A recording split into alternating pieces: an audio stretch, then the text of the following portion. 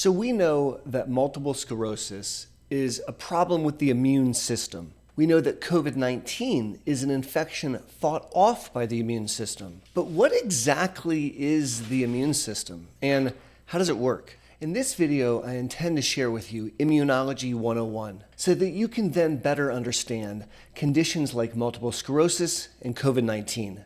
Now don't turn away because all of that starts right now.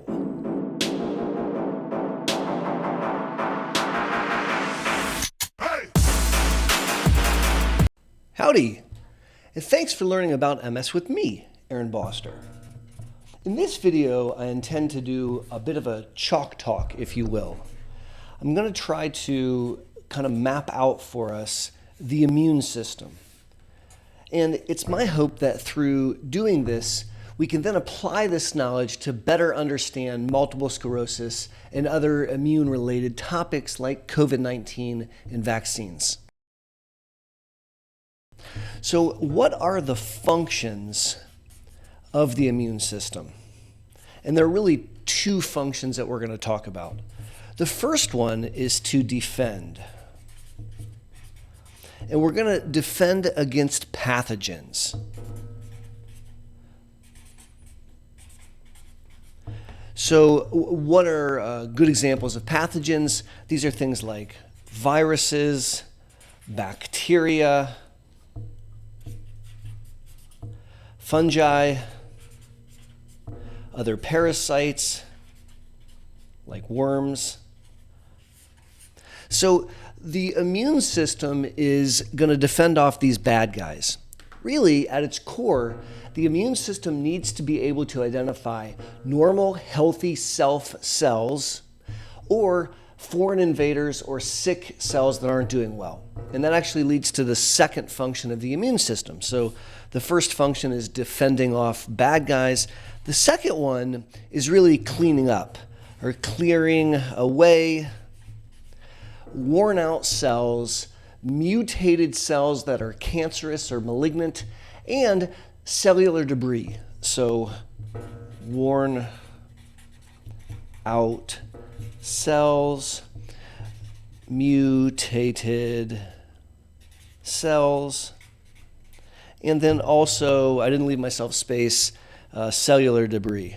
Cellular debris. All right, so these are the two functions of the immune system. Now let's talk about who are the players involved in the immune response. The immune system is made up of the white blood cells. So the white blood cells are the soldiers of the immune response. And there are 5 flavors of white blood cells. Now, when I was a third-year med student, I memorized the following mnemonic. Nobody likes my Easter basket. And so neutrophils, lymphocytes, monocytes, eosinophils, and basophils are the cells of the immune system, the white blood cells. And as it turns out, the most abundant are the neutrophils, and they're in order down to the least abundant. So most abundant, and then least abundant. And these are the cells that make up the immune system. Some of them are involved in the adaptive immune system and others are involved in the innate immune system. So to talk about that for a second, most cells here are actually part of the innate immune system. And so the neutrophils, the monocytes, the eosinophils, and the basophils are all part of the innate response. So I'll color code this. Innate is going to be this orangey color. All right, and then what's left over? The lymphocytes. And so the lymphocytes, will highlight this in this fluorescent yellow. The lymphocytes are part of the adaptive immune response. And so later in the talk, we're going to be talking about the adaptive portion and the innate portion. And this kind of gives you a breakdown of the cells. Now, to give you a 10,000-foot view of what these cells do, I'll talk about that before we move on and get into specifics. The neutrophils are phagocytes. They eat bad guys. A neutrophil acts really quickly. It identifies a bad guy, it engulfs them, and swallows them up. And that's the term phagocytose. That's an important term here. And neutrophils are phagocytic as well as monocytes. Monocytes are also part of the innate immune system, and they're also involved in phagocytosis. Now, eosinophils are involved in fighting off parasites and dealing with allergies, and I'm not going to talk much about eosinophils in this lecture. Basophils play an important role in kicking off the innate immune response. This innate immune cell helps make the blood vessels leaky so that more blood can rush into the area that's infected and more cells can come in. The lymphocytes, the adaptive immune response, these are your B and your T cells, and we'll be talking plenty about them. So with this background, let's now turn our attention to the innate immune system. Real quick before we go on, if you've enjoyed this video so far, kindly give it a thumbs up. And if you haven't yet subscribed to the channel, please consider doing so. Those two actions teach the YouTube algorithm that you like the content and help push it out so more people can benefit. Thank you. So the innate immune system is your first line of defense. Quite literally, first line of defense. And the cells that make up the innate immune system and the chemical processes of the innate immune system all share these things in common. First of all, they're immediate. They respond right away. They do not require activation. They don't have to be triggered by other parts of the immune system. They can pounce on something immediately. The second thing about them is that they're non-specific. So what does that mean? That means that they don't pay attention to who is attacking. They don't care. They really can't tell the difference between different kinds of attackers. If you're not part of the human body, they jump on you. They're non-specific.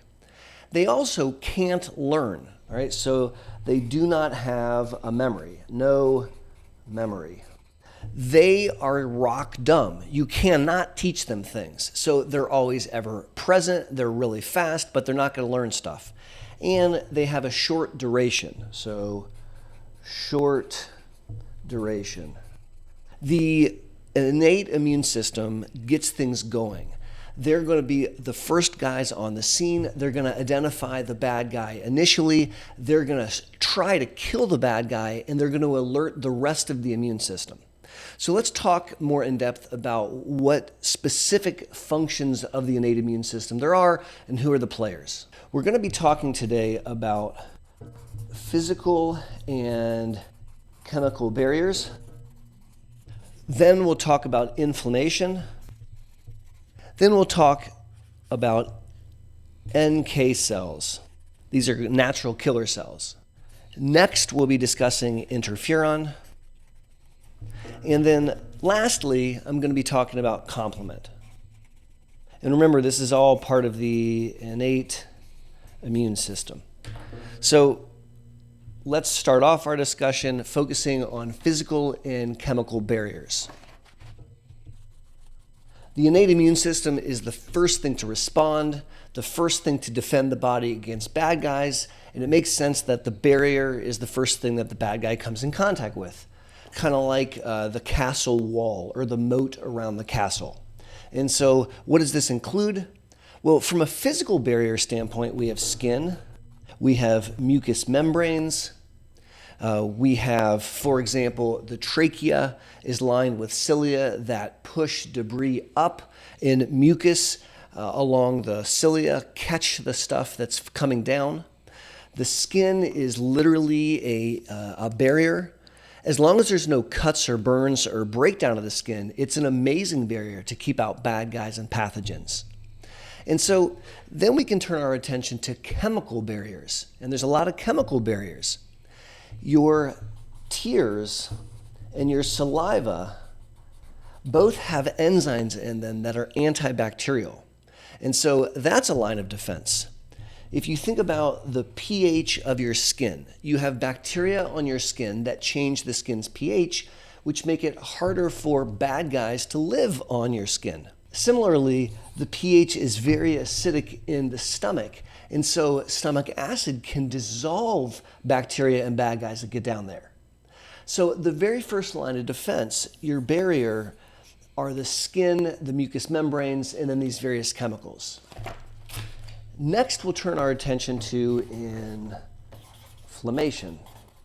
Now, inflammation is an innate response. You don't need to trigger a complex thing to kick off inflammation.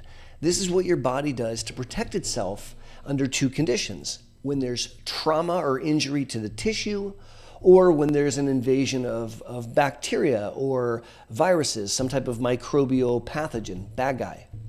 And so when there's a cut, or when you stub your toe really bad, or when you get an infection, you can see inflammation, and that's part of the innate immune system's response. Now, the four cardinal features of inflammation probably sound familiar to you. Redness, because you're bringing in a bunch of blood, which is red. Heat, for the exact same reason, because the warm blood is going up to the surface of the skin, for example, and so it'll be hot to the touch. Swollen, why? Because you have opened up the capillaries of the blood vessels and you've brought lots of fluid and cells into the area, and it's swollen and you can feel it. And lastly, pain, because the swelling triggers the pain receptors, for example, in your skin. So redness, heat, swelling, and pain are the cardinal features of inflammation. What's the goal of inflammation? It's to bring in the phagocytes. So goal is to bring in the phagocytes. And let's look at this word phagocyte. Phago means to eat. Cyte is a cell. So these are cell eaters.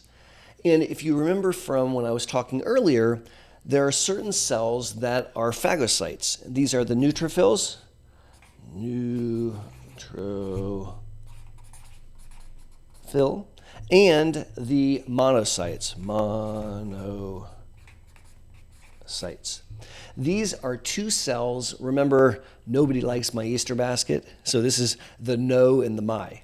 And these are two cells of the innate immune response that are first responders. They're going to be the first guys on the scene. Remember that when they arrive, they're going to identify the foreign invader as not being part of the healthy human body. They're going to engulf it, literally swallow it whole, phagocytose it. Then they're going to rip it apart. They're going to use chemicals to break it into little pieces. Then they do something really cool and disturbing. So imagine that my hand, let me get my hand in the camera here. My hand is one of these cells, this neutrophil, and it eats a bad guy. All right, so this is going to be the bad guy. And then what it does is it rips the bad guy into little pieces and it displays portions of the bad guy on the surface of the neutrophil. Kind of like if you remember the movie Mad Max Beyond Thunderdome, where they're taping body parts to the outside of their vehicles. Blah. Well, in this case, these cells are doing that because they're going to show them to other aspects of the immune system. So they're not just killing the bad guys, the first responders, but they're then setting up a situation to trigger the other aspects of the immune system, the adaptive immune system that we'll be talking about later. So these are the phagocytes that come in. Now, I want to spend a little bit of time and talk about the differences between the neutrophils and the monocytes. The neutrophils, as I've mentioned a couple times, are the very first ones to get there. And they die after they eat a bad guy. And so they're a very quick response. And then they die off. And actually, you've seen these because neutrophils are pus. So if you've popped a zit, that's a bunch of neutrophils. Now, monocytes come second. They're the second wave of phagocytes, and they don't die after they eat something. They can keep eating more and more bad guys, and so they stick around. And the monocytes are what we call these cells when they're in the bloodstream. But when they leave the bloodstream and they go into the tissue, they change, and they become what we call macrophages. And I abbreviate macrophage that way.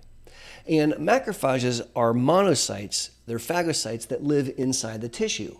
Some float around in the tissue, some are fixed in the tissue. And I want to call out a particular kind of macrophage, the microglia.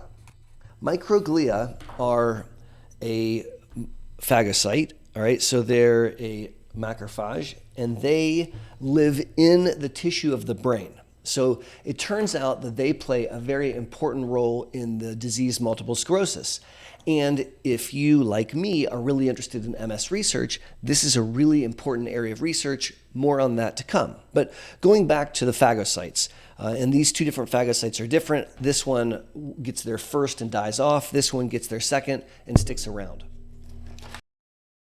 The phagocytes, after they digest the bad guy, rip it up and display it like Mad Max Beyond Thunderdome, they function as antigen presenting cells, or APCs.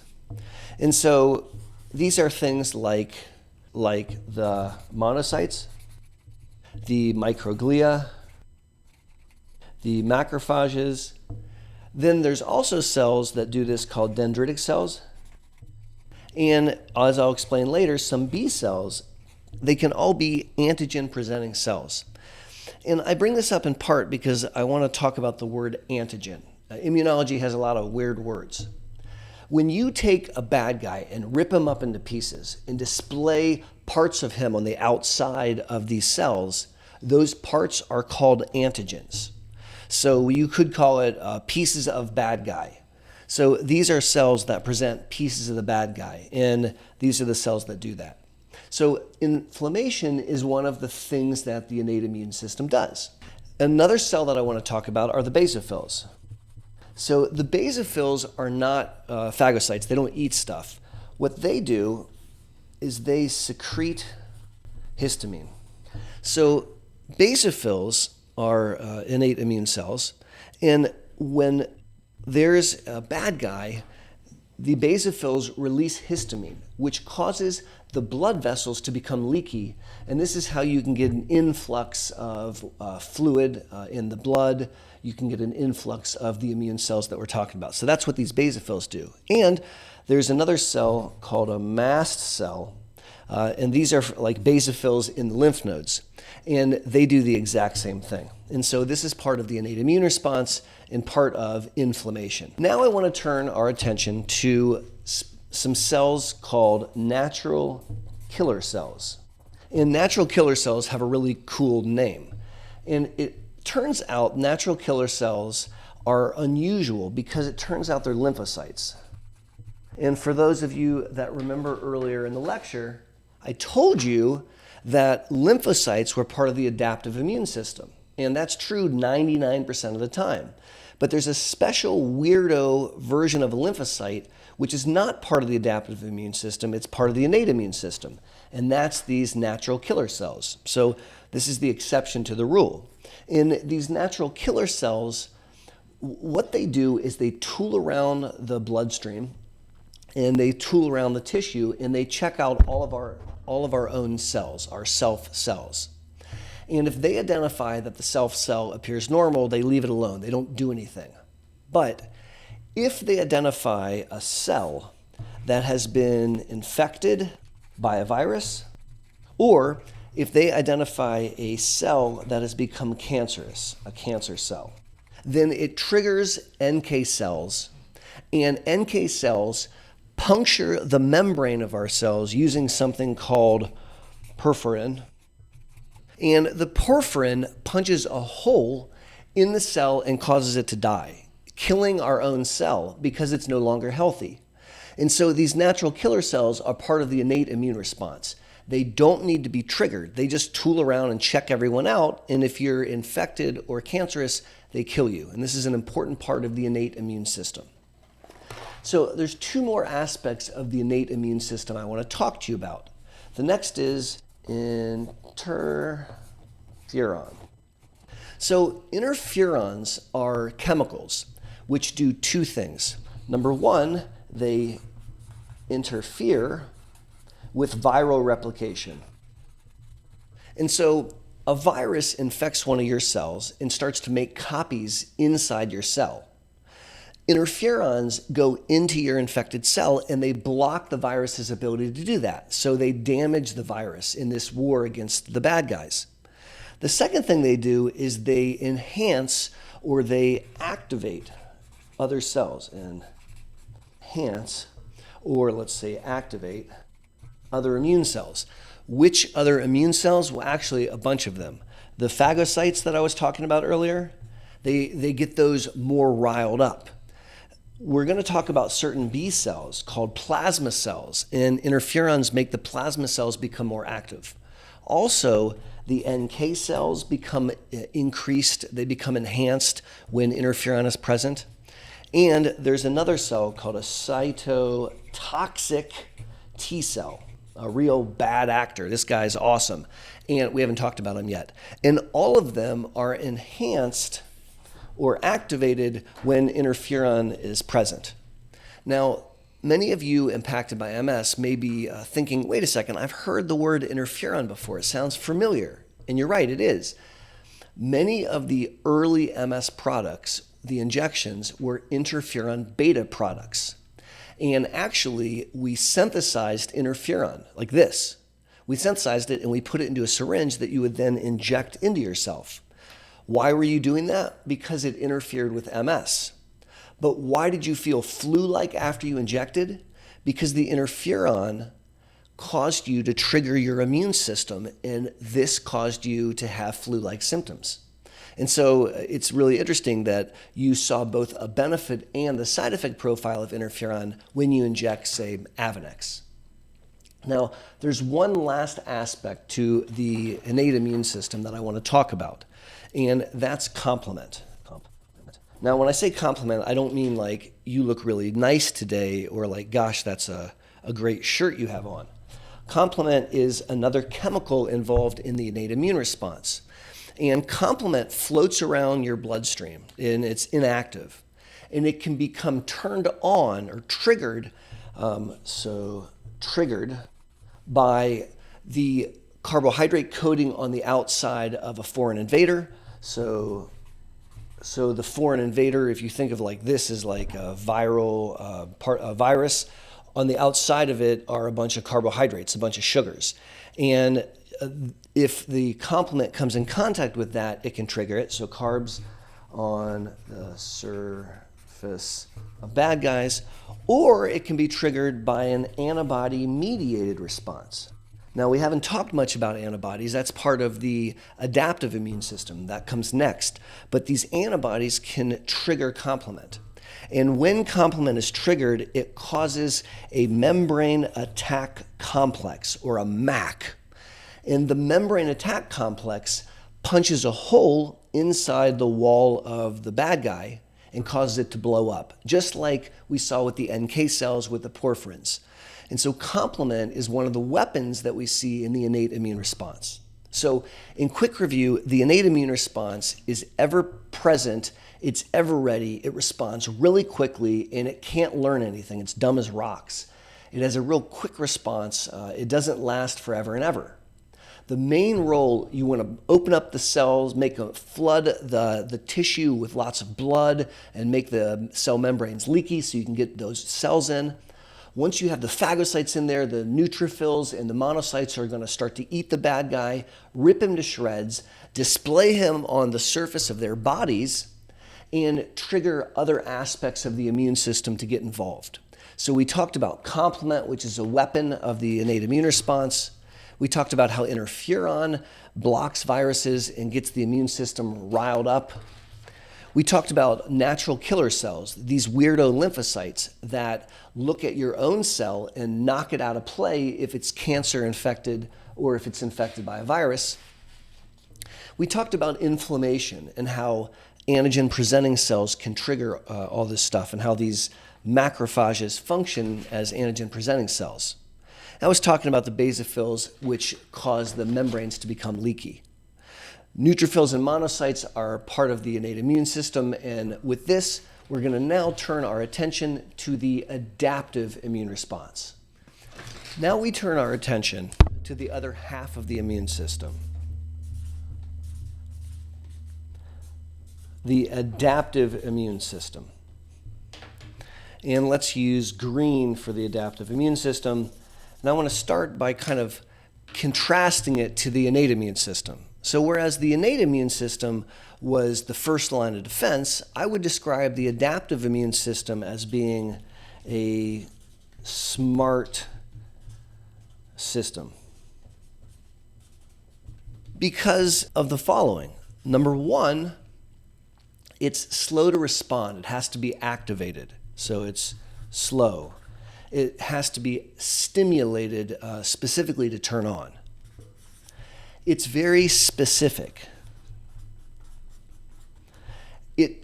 Unlike the innate immune system that attacks anything indiscriminately, the adaptive immune system slowly develops with a very, very specific target, kind of like a smart bomb. And then lastly, it maintains a memory. And so unlike the innate immune system, which is pretty short-lived, you're going to maintain a memory of whatever bad guy specifically developed by this adaptive immune system for the life of the human being. And so let's talk a little bit about the adaptive system. Now, as I told you before, of all the different cells, the lymphocytes are the ones that are involved, not the eosinophils, the basophils, the monocytes, and the neutrophils. It's the lymphocytes. And as I'm going to talk to you, the lymphocytes really are divided into the T cells and the B cells. So let's discuss that in a little bit more depth. I want to talk about how these lymphocytes, these B and T cells, grow up. And so I want to introduce primary and secondary lymphoid organs. So there's going to be two primary lymphoid organs, and then there's going to be a bunch of secondary lymphoid organs we discuss. So the first is the bone marrow. And then the second is the thymus. And these two structures make up primary lymphoid organs.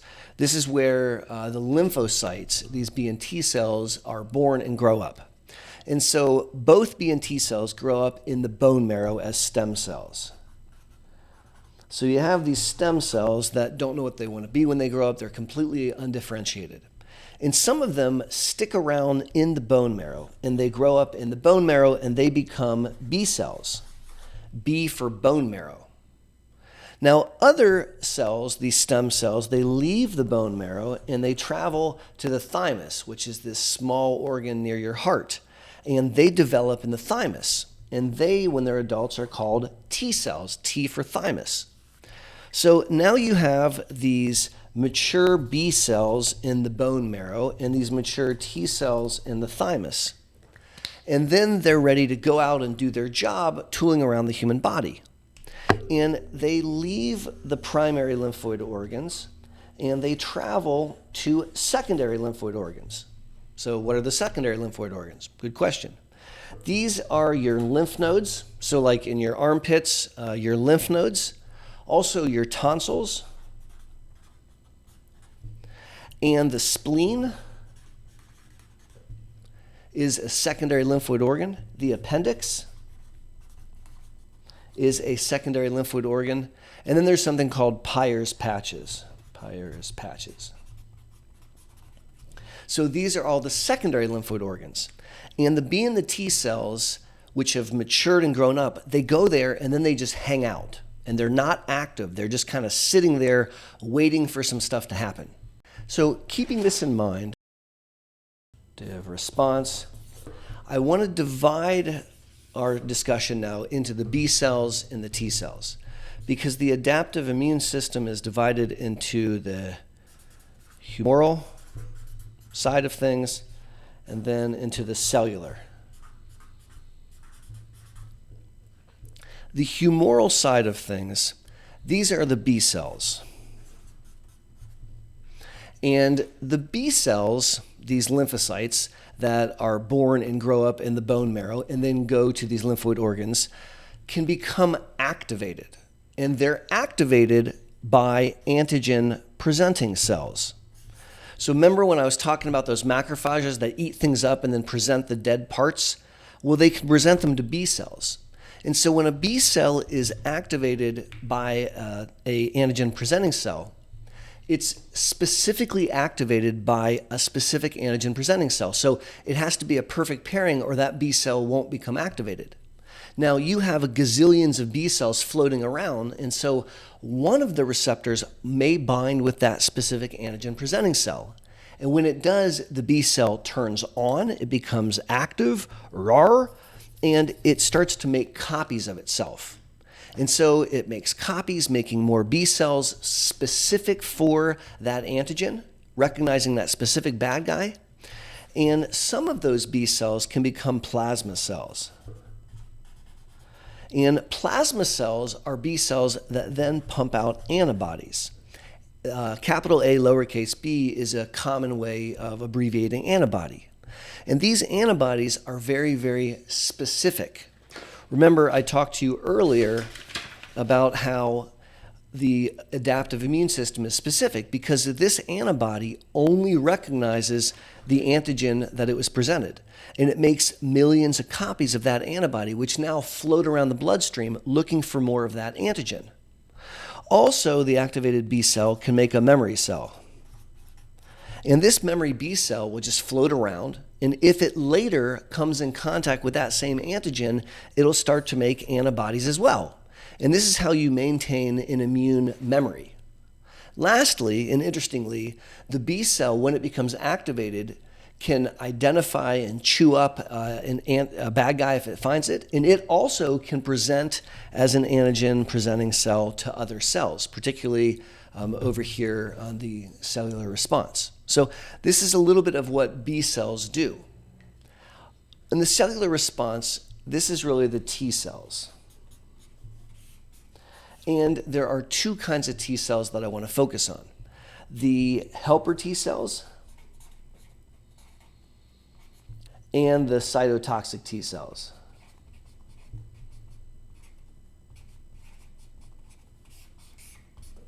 So these are different aspects of the cellular response. Now, helper T cells do what they sound like. They help augment or stimulate the rest of the immune system. So they help or they enhance. And what cells do they help or enhance? They CD8 cytotoxic T cells. So they stimulate these guys. Also, they enhance the macrophages. And they enhance the B cells. So if a B cell stimulates one of these helper T cells, the T cell can stimulate B cells. And so you start to appreciate there's a network where they interact with one another. Now, I said the helper cell can stimulate a cytotoxic T cell. These guys kill bad guys, all right? And so they don't do it by punching holes in walls like some of the other parts of the immune system. They do it by secreting chemicals. So they secrete chemicals and then they kill pathogens. And they kill cells of your body that are infected with viruses and bacteria, etc.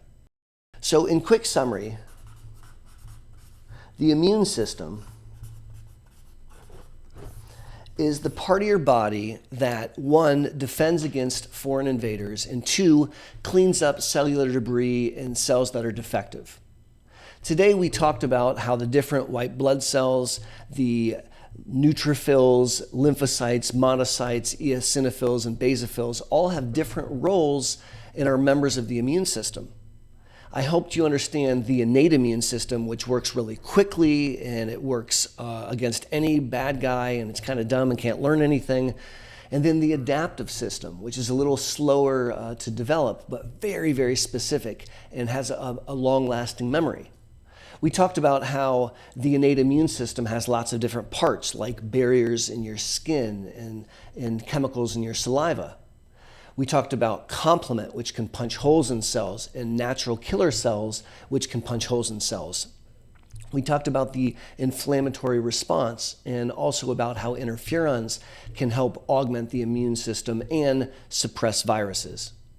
Thinking about the adaptive system, we talked about the humoral system, the B cells, which when stimulated by antigen-presenting cells, make plasma cells that make antibodies.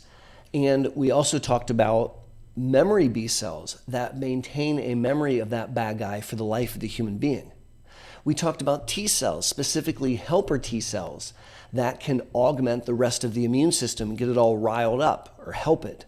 And cytotoxic T cells that use chemicals that it secretes to kill bad guys. It's my hope that this video helps create a framework to best understand the immune system so that we can then have a more enriched conversation about problems with the immune system in the setting of MS or infections like COVID-19. So until my next Monday morning video or my next monthly live stream, or even better yet, the next time I see you at the Boster Center for MS, this is Aaron Boster saying be safe and take care.